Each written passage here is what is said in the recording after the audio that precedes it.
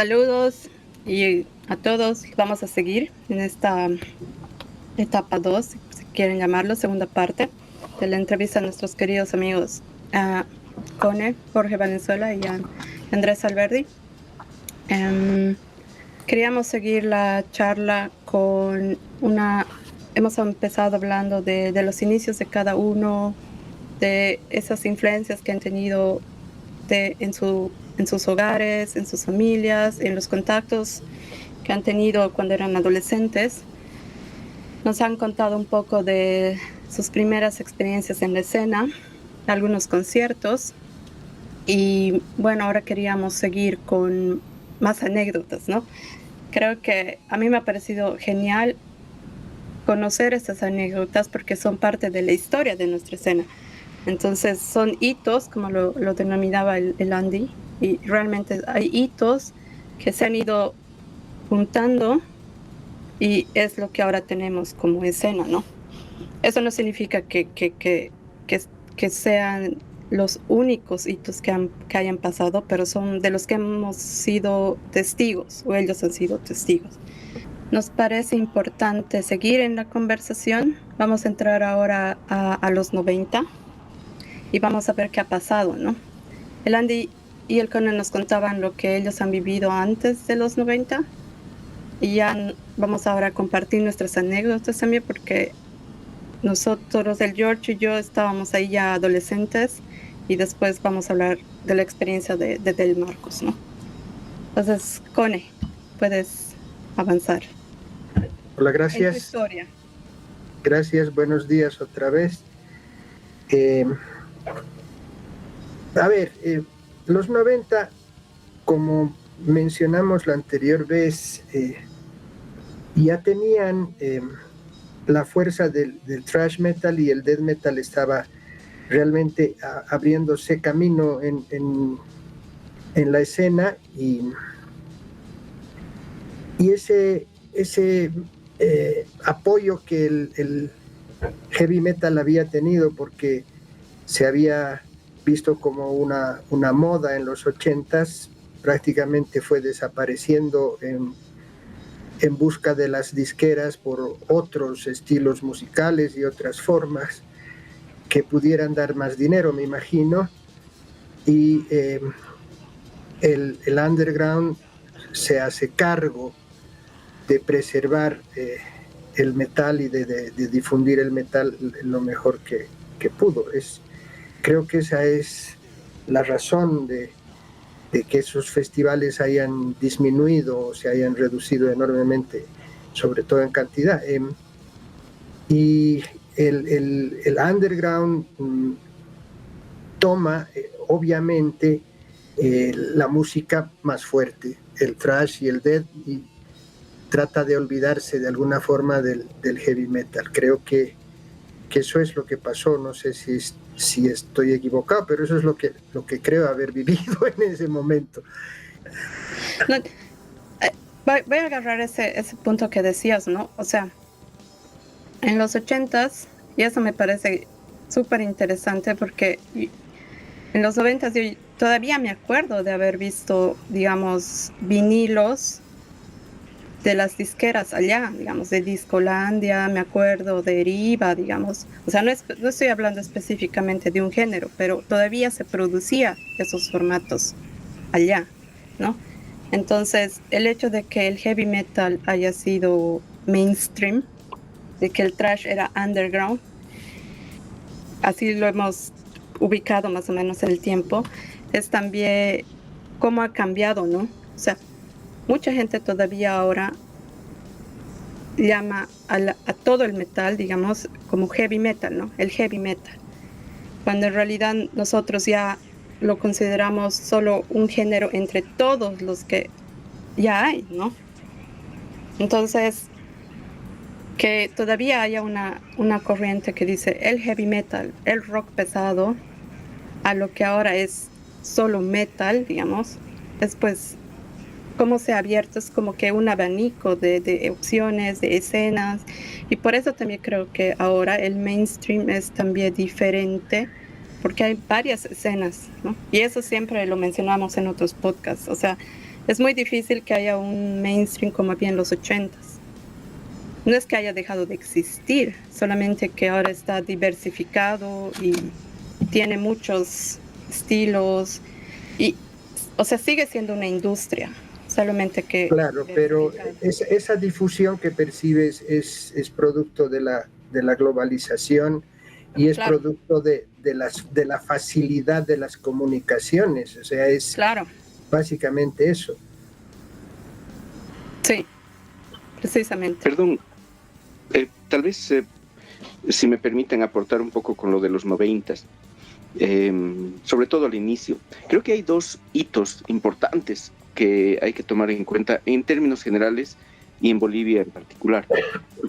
El primero se llama Metallica y el segundo se llama Nirvana, ¿no? Básicamente los 90 han sido muy característicos aquí por todas las influencias, digamos, del alternativo, ¿sí? Del rock alternativo. Y Metallica, ¿por qué? Por el disco negro, ¿no? El disco negro ha empezado a ser como, a hacer que el thrash, bueno, no sé si es thrash, ahora pensando eh, en repetitiva, ¿no?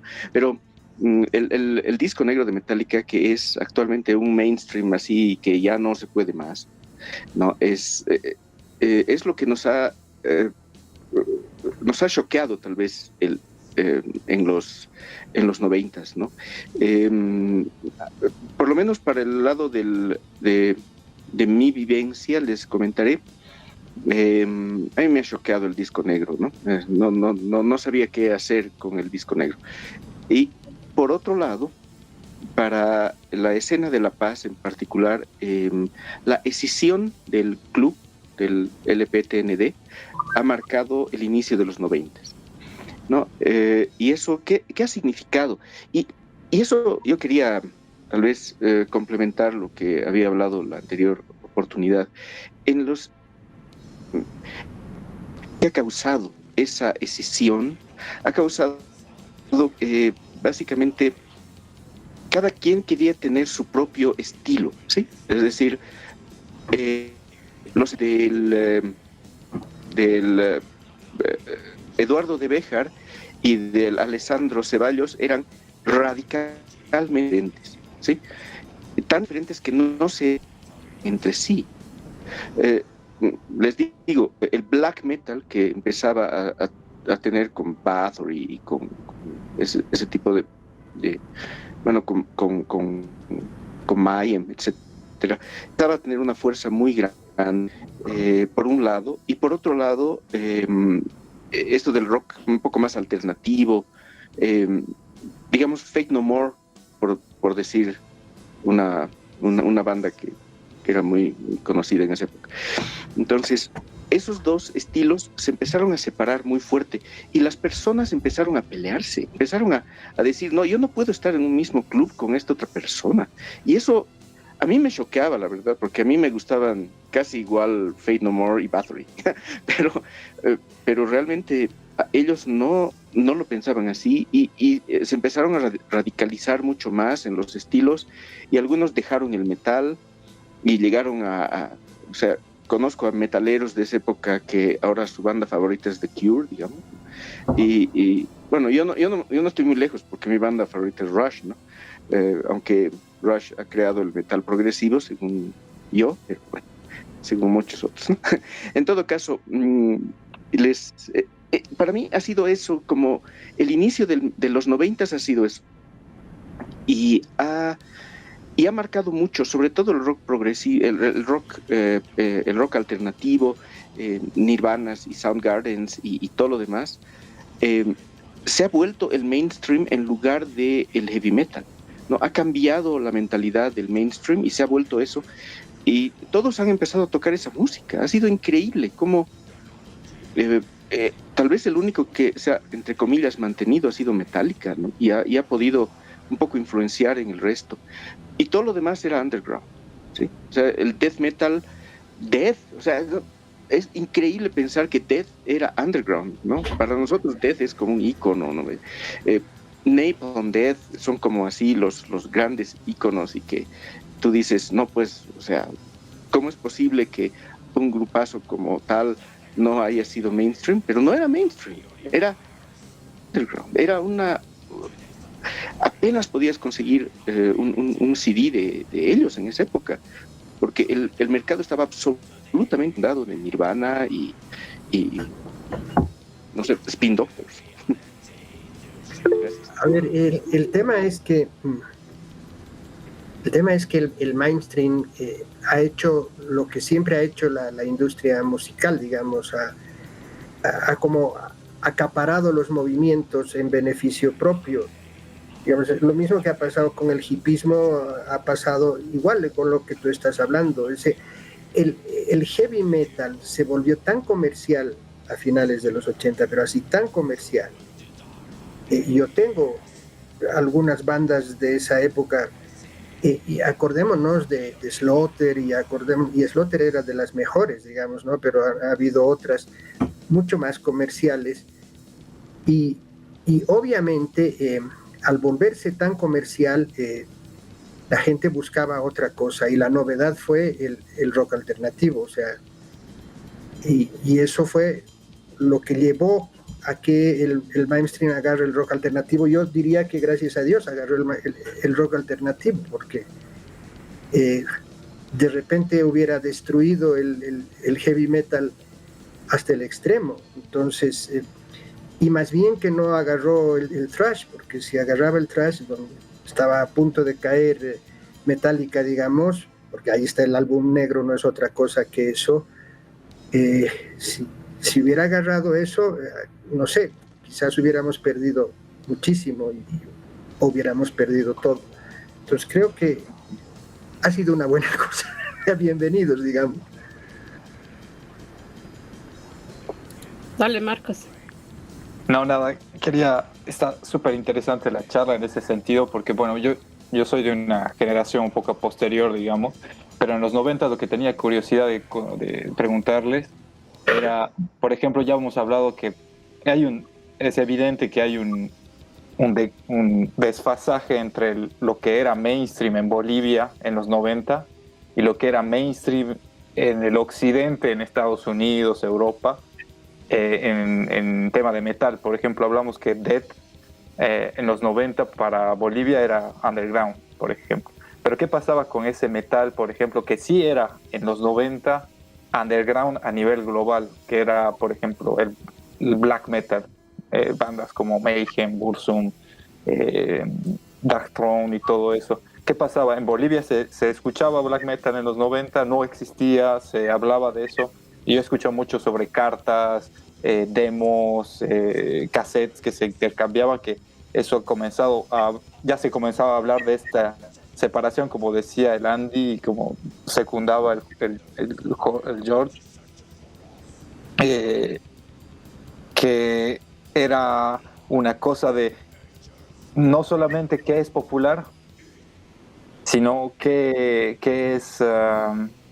¿Qué tienes tú que yo no tengo? Se comienzan a crear ese fetiches de qué he conseguido yo, qué disco tengo, qué demo yo he conseguido, qué carta he podido mandar, en esto me ha llegado de Europa, porque me he mandado me he carteado con alguien. ¿Cómo ha sido esa experiencia en Bolivia? Eso quería preguntar. A ver, no sé si el underground, digamos, general o mundial, digamos, estaba solamente con el black metal. Yo creo que el death metal era underground. Lo que pasa es que la banda alcanzó lo que alcanzó porque bueno, estaba en un mercado enorme. En un mercado enorme, y además en esa época ya habían las nuevas formas de comunicación que hacían que sea más fácil difundir ciertas cosas, y en este caso difundir la música también. Pero yo personalmente siempre he pensado que Dead y todas las bandas de Dead estaban en el underground. Creo que eran underground. Ahora, obviamente, para mí el underground siempre ha sido la fuente de todas las innovaciones, siempre. O sea, yo creo personalmente que el mainstream nunca va a tener esa capacidad de innovar como innova el underground. Y obviamente esa innovación surgió en el black. Ahora, yo mucho del tema no les puedo hablar porque no gustaba del black, entonces no me interesó. Dale, George. Bueno, gracias. No, yo solamente quería comentar y agregar algunas cosas en relación a lo que ustedes comentan. Efectivamente, yo tengo la impresión que en los años 80 esta escena musical que se vivía aquí en Bolivia era bastante unida, ¿no? Y todo el mundo andaba más o menos por la misma vía. El heavy metal y el rock pesado, eso era lo que sonaba. Y efectivamente, tanto Discolade como Eriva sacaron algunas compilaciones muy interesantes. Es lo que, por lo menos ese recuerdo que yo tengo, ¿no? De esos discos que tenía mi padre, porque yo era niño. Y en los 90, efectivamente, veo que esta escena sí se fragmenta totalmente. Y nosotros, bichos raros, que nos gustaba escuchar de todo un poco, medio que ya no encajamos. Y tenemos que colocarnos una etiqueta, ¿no? O somos blaqueros, o somos death metaleros, y son dos mundos totalmente inconciliables. Y es cierto, el disco negro es lo que cambia todo y marca el comienzo de los 90, porque se vuelve mainstream y todo el mundo escuchaba el disco negro y todo el mundo lo tenía, todo el mundo se lo copiaba. Y comenzamos a explorar ese tipo de músicas y al mismo tiempo llega metal, llega Nirvana, es cierto, pero está también toda esa escena bien death metalera. Yo me acuerdo también a principios de los 90 descubro el Top of the Mutilate de Cannibal Corpse, y cuando uno descubre el Top of the Mutilate, pues ya todo lo demás lo deja de lado y ya no puedes. O escuchas death metal o escuchas death metal, ¿no? Y todo lo demás es pura mariconada, ¿no? Y ya no hay forma, ya no hay punto de conciliación en esas cosas. Entonces, no sé, me parece que esa escena que tenía mucha fuerza en los años 90 comienza a fragmentarse, que tenía mucha fuerza en los años 80, perdón, comienza a fragmentarse mucho en los 90 y comienza este choque, ¿no? Entre estilos, géneros. No, yo soy blaquero, no, yo soy metalero, yo soy trashero, y comienza todo esto, ¿no? De lanzarnos adjetivos. No, es que tú eres posero porque escuchas Metallica, no, que tú eres posero porque escuchas Fate No More, y comenzamos a pelearnos, ¿no? Entre nosotros, cuando en realidad la idea es disfrutar la música, porque es eso lo que nos caracteriza al fin y al cabo. Eso me parece muy interesante, ¿no? Y es una pena que en los 90 se haya fragmentado tanto la escena, ¿no? Y nos hayamos ido por tantas ramificaciones. Perdón, permítanme Dale, un poco comentar sobre estos dos temas que estábamos hablando, ¿no? Primero, en segunda parte voy a ver la fragmentación.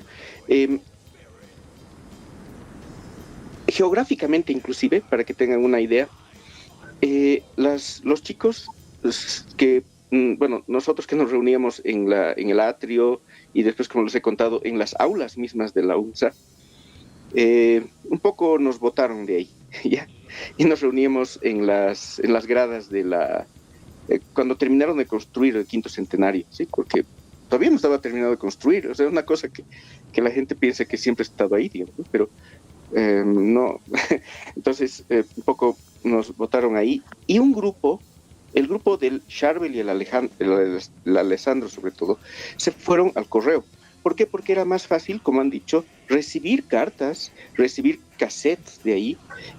Y realmente eso, si bien antes recibían en los 80s, Charbel sobre todo, que creo que es el mayor coleccionista de cassettes piratas, no piratas, ¿no? Originales, digamos, de los grupos tradicionales ahora en esos lares.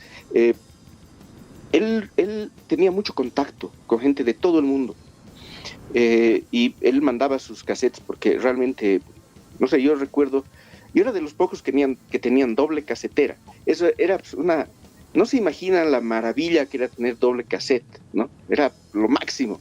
Entonces yo tenía doble casetera y se lo he debido grabar, no sé, 50, 100 cassettes que Charbel mandó afuera, ¿no? Y mandaba cada vez que podía y recibía también los... Y obviamente era más fácil ir al correo, o sea, sentarse en el correo, charlar en el correo. Y de ahí nació el correo. En realidad, a principios de los 90s, digamos 92, 93, empezó a tener énfasis el lugar, como sitio, el correo. Entonces, sí había mucho intercambio y sí había bastante black, ¿sí? Pero no había tanta diferencia, si quieren, entre la gente que escuchaba black y la que escuchaba death, ¿ya? E inclusive los que escuchábamos thrash. Había más diferencia entre los que escuchaban Faith No More y ese tipo de cosas, ¿sí? Y los que escuchaban black. Ahí sí hubo casi una pelea. Y creo que inclusive peleas físicas hubieron alguna oportunidad sobre ese tema. Porque ninguno de los dos era un santo, ¿no? O sea, imagínense. Entonces, hubieron... a mí, yo recuerdo que trataba de reconciliar ambos mundos, pero ya me rendí en un tiempo, ¿no? Más o menos en esa época, porque ya era demasiado, y además que empezaron a entrar muchísimas personas. Para que tengan una idea, la cantidad total, el total de personas listadas oficialmente en el LPTND, incluido el CONE, por cierto, eran 120, ¿ya? El total, así, todas. Y solo en uno de esos grupos que les mencioné, podían haber habido en el 93 250 personas. Fácil. Entonces, empezó a ver el movimiento, pero a llegarse, ¿sí? Luego, después, más o menos, yo diría casi a los finales de los 90, es que hay esa divergencia, porque empiezan a salir bandas que realmente eran radicalmente black, ¿no? Pero así, extremadamente black. Creo que Burzum es una de esas, ¿no? Que después de los acontecimientos ya conocidos, empieza a radicalizarse mucho, y creo que ese es el origen inclusive del post-metal, ¿no? Que empiezan a hacer cosas mucho más experimentales, y ya el post empieza a principios de los 2000. Pero aquí había básicamente la gente que escuchaba black, que estaba, yo diría, liderizada, porque no encuentro otra palabra, por el Alessandro, ¿sí? El Alessandro ha sido un ícono ahí en el black, en la escena black aquí, y ha compuesto muchas cosas de black, etcétera, y junto con todo su grupo, ¿no? Porque eran muchas personas. Solo quiero decirles que menciono nombres como referencia, ¿sí? No porque sea exhaustivo. Y todos los chicos que estaban con el Alessandro realmente escuchaban las cosas más extremas de black que habían en esa época. Y el líder, digamos, en el death sería el Sharpe, ¿sí? Luego, obviamente, desde antes tenía su banda Subvertor, y luego empezó a tocar más, digamos, cosas un poco más fuertes. Se inspiró mucho más en Napalm Death, por ejemplo. Y también tengo que mencionar necesariamente a Hate, que ha sido un mainstream, básicamente. Ahora es como los más conocidos del thrash, ¿no? En Bolivia, creo. Pero ellos empezaron muy atrás, ¿no? Empezaron con casi un heavy, no tan fuerte como thrash, pero empezaron ya a escuchar, a tocar música extrema, a componer. Lo mismo que pasó con varios grupos, muchos se disolvieron. Neoteofascista se disolvió, contra los chicos se fueron a la universidad. Ahí salieron Arise, empezó Lilith, bueno, los grupos que ahora son sub-mainstream. Y bueno, como dices, si escuchas Caníbal, ya eres otra persona, ¿no? Eso es cierto, yo doy toda la razón, realmente es así. Y finalmente, sobre esto de las... mira, ha habido, inclusive algunas veces, muchas veces me han preguntado sobre lo que opino del true metal, ¿no? Creo que no existe, o sea, no hay un true metal, no hay... El metal verdadero es lo que te llega a ti. Eso es el metal verdadero, el que realmente te llega a las entrañas y tienes que hacer headbanging, no sé, tu cuerpo vibra. Entonces, ese es el true metal para ti. Y si escuchas post, que a mí no me gusta, pero si escuchas post-metal y te hace vibrar el post-metal, bienvenido. Y es la esencia del metal, es esa intensidad que te permite identificarte con esa música. Y si bien han habido en esa época muchas decisiones, muchísimas, ¿no? Las decisiones que han habido en los 90 son incalculables, son demasiadas. Luego, yo pienso que el 2000 se ha caracterizado por las fusiones también. Entonces ha empezado a fusionarse cosas, ¿no? Fusionarse las cosas más increíbles y extraordinarias. Y bueno, el grupo, entre comillas, fusión para mí por excelencia y lo que más, y por eso es de mis grupos favoritos, mi tercer grupo favorito es Flesh God Apocalypse, ¿no? Porque fusionar de una manera tan increíble la música clásica con el brutal death metal, no, eso, no, después de escuchar el Agony yo he sido otra persona, junto con lo que pasó con Cannibal. Gracias. A ver, un poco voy a disentir contigo cuando dices que hate es algo de mainstream. Sí, o sea, en realidad no es. Yo creo que el metal en Bolivia y en prácticamente todo el mundo sigue siendo underground. Y el underground en Bolivia obviamente es mucho más pequeño. Mainstream es la cumbia boliviana, ¿no? O sea, por eso es que tengo un poco... sí, ahorita el mainstream es eso, y esa niña que ha grabado no sé qué cosa, que están a punto de ponerle una medalla en el Congreso y no sé qué cosa. Por favor, eso es el mainstream ahora. Entonces yo, la verdad, siento mucho orgullo de decir el metal es underground.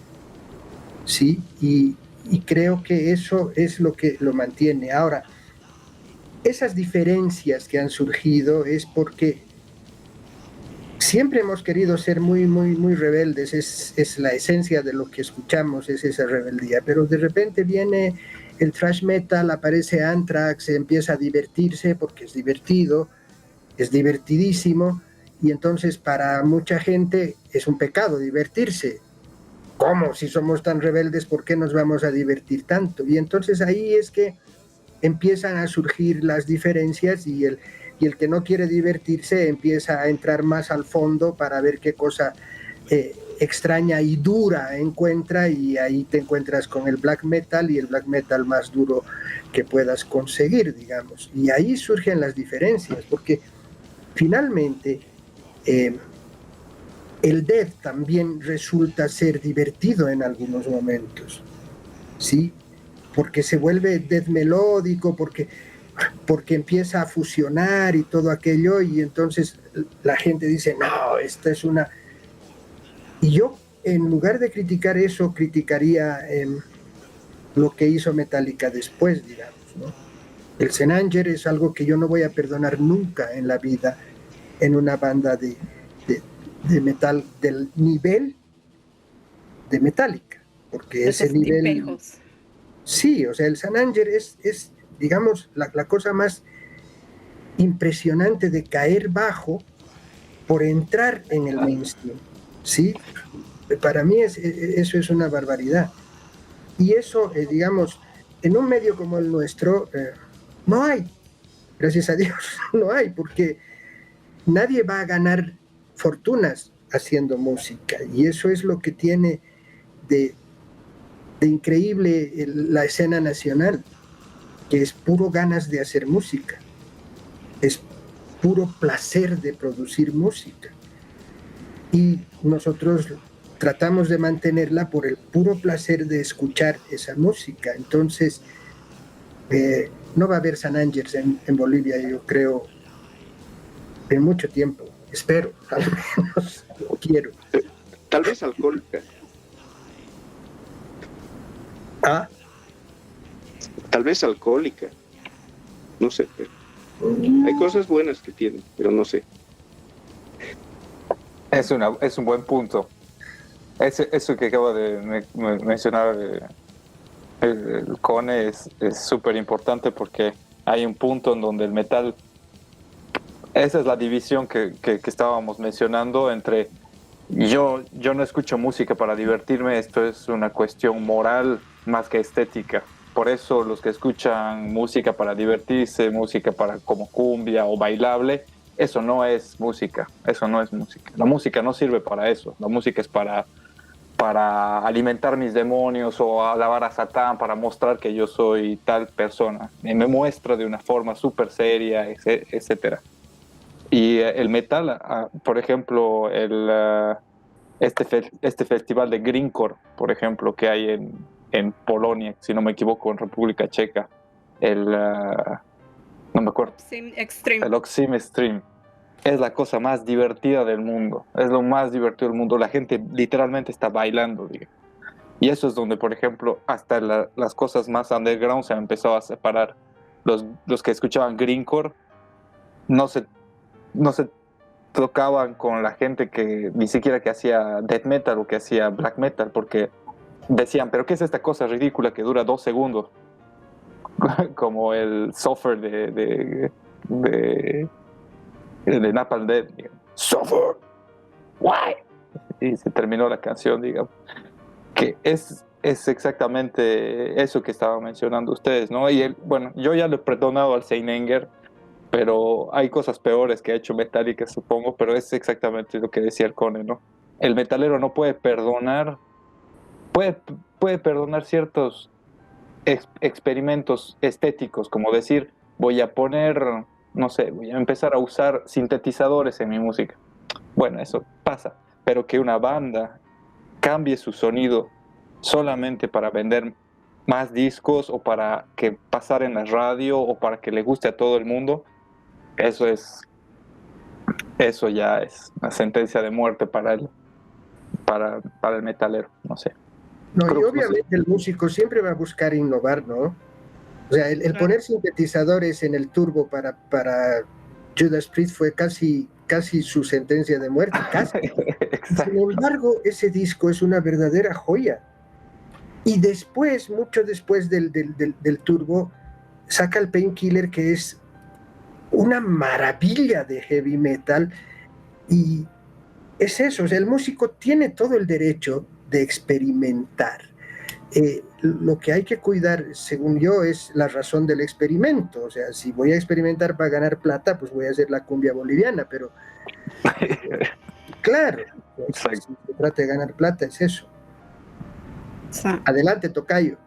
Bueno, porque estamos hablando de todo esto y para redondear un poco las cosas, efectivamente, tal vez Alcohólica sea esta tentativa de querer hacer algo mainstream, así como lo hizo el Saint Anger, como lo trató de hacer Metallica, porque Metallica después del disco negro entra en una onda mucho más alternativa, que es lo que estaba de moda en ese momento, como muchas otras bandas también comienzan a entrar en esa onda, porque efectivamente llegando a un cierto momento las cuentas aprietan y uno tiene que vender cosas. Y efectivamente tal vez esta música muy agresiva, muy salvaje, muy fuerte, como decía el Cone, no, sentirse mal, sentirse agresivo y andar enojado todo el tiempo, pues no vendía tanto. Y muchas bandas comienzan a suavizar un poco su imagen, comienzan a suavizar un poco su sonido, comienzan a coquetear con ese mainstream. Y yo creo que Alcohólica va por ese lado, ¿no? Con esa voluntad de hacer esta fusión media rara, pero está coqueteando con ese lado. Ahora, no sé si efectivamente se le puede perdonar. A mí Alcohólica nunca me ha gustado, en lo personal. Me parece que es algo un poco demasiado abstracto para mi gusto y es algo que no está verdaderamente definido. Y desde luego cada músico es libre de poder experimentar y es importante que pueda experimentar y muchas bandas lo han hecho, ¿no? Muchas bandas de Black han comenzado a hacer música muy diferente, música electrónica, música ambiental, música con más teclados. Pero es cierto que cuando uno es más joven, es lo que me pasaba en los años 90, cuando habían bandas que ponían teclados en sus canciones, no me gustaba para nada. Es el caso de Judas Priest, ¿no? El turbo, después de mucho tiempo comencé a asimilarlo, pero en ese momento a mí no me gustaba para nada. Igual lo que pasó con Iron Maiden cuando salió el Somewhere in Time o el Seven Son of the Seven Son, no me gustaba por el hecho de los teclados. Y uno se vuelve un poco purista y un poco cerrado a ese tipo de experimentaciones. Pero es parte también de crecer y es parte también de ir ampliando el universo musical, ¿no? Que eso es lo importante al fin y al cabo. Y como bien lo decía el Andy, efectivamente ya en los años 2000 comienza esta fusión y comienza estas mezcolanzas bien raras de géneros. Y me parece un momento mucho más fresco la música, por lo menos desde mi punto de vista. No sé, eso es lo que quería comentar. Han hablado tantas cosas que ya estoy en la nebulosa. Pero yo quería mencionar dos cosas que me parecen interesantes porque a mediados de los 90 yo era adolescente, digamos, entonces todo lo que el Andy o el Cone ya veían y yo recién estaba conociendo, ¿sí? Y cuando el Andy dice, ¿no? O sea, eran los hitos, ahí entra el Metallica con su pomposo álbum y pucha Nirvana, ¿no? O sea, muchos de mis amigos y chicos menores que yo, o sea, yo he visto esa locura que ha creado Nirvana y todas las bandas que estaban detrás, ¿no? O sea, Soundgarden, o sea, a mí me encanta Alice in Chains, es una banda que comparto con el Diegex, por ejemplo, o sea, hemos crecido en esa onda, pero también creo que otro hito ahí a mediados de los 90 ha sido Pantera. O por lo menos para nosotros, digamos, ¿no? O sea, yo me considero metalera desde que he escuchado Pantera, digamos. O sea, ya escuchaba antes, ¿no? Pero creo que mucha gente cuando no tiene en su cabeza de lo que es un rockero de un metalero, no. O sea, no diferencia. Y yo siempre trato de decir, o sea, yo sigo siendo rockera porque he crecido escuchando rock. Pero ya me autodefino como metalera porque he empezado a escuchar ya esas bandas, ¿no? Entonces es como que el George siempre recuerda su Tomb of the Mutilated como su disco favorito y con el que quiere ser enterrado, digamos, más o menos. Entonces yo también, digamos, es como que, wow, o sea, tengo que escuchar un tema de Pantera en esos momentos, así, porque me llevan a esos mis inicios, digamos, en la escena.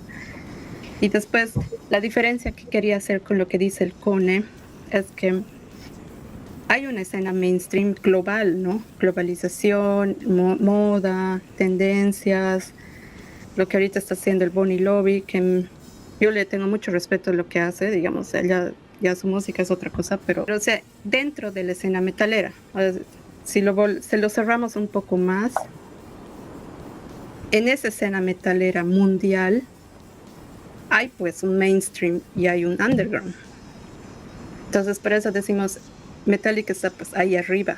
Como está ahí arriba, es también fácil ver todos sus aciertos y desaciertos, porque todos hemos sido testigos, digamos, o bueno, la mayoría de nosotros, ¿no? Pero en esa escena mainstream y under que hay todavía y está muy ligada, o sea, yo lo veo así tan claro porque son esas bandas mainstream las que ahora lideran pues las carteleras de los festivales así mainstream. Entonces ahí está, bueno, está pues incluso, y era de algo que me parecía chistoso, o sea, todos somos fans de Carcass, por ejemplo, y Carcass ha sido la banda en los 90s, ¿no? Y en este momento Carcass es telonera de bandas como Behemoth o Arch Enemy, digamos. Lo que para nosotros que estábamos ya antes en esa época donde Carcass era la banda, es pues, o sea, no puedes creer cómo es posible, digamos, ¿no? Pero hay otras bandas que ya les han quitado, hay algunas bandas que se han mantenido ahí arriba y otras que han ido un cacho como que bajando. Es como en un ranking, ¿no? Si no sigues activo, eventualmente vas bajando, pero ahí hay un impulso de los fans, o sea, ¿cuánta gente sigue consumiendo tu música? Y ahí es lo que dice el Andy, ¿no? O sea, ese verdadero true metal, o sea, ¿quién es verdaderamente true